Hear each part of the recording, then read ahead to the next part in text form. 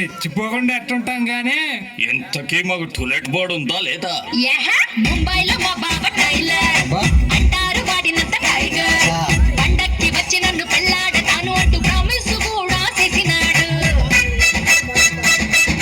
నీ బావ కొట్టాడు పంపు ఆడేమో అట్నుంచే పట్నంలో మసీదు గల్లీల పెళ్ళంతా పూలుకుంటున్నాడు. మాయగాడు చిన్నోడు సొమ్ములన్నీ దోచేశాడు. నన్ను ఇట్టా ముంచేశాడు. సొమ్ములన్నీ దోచేశాడు. నన్ను ఇట్టా ముంచేశాడు. Bullet మీదొచ్చే bull Reddy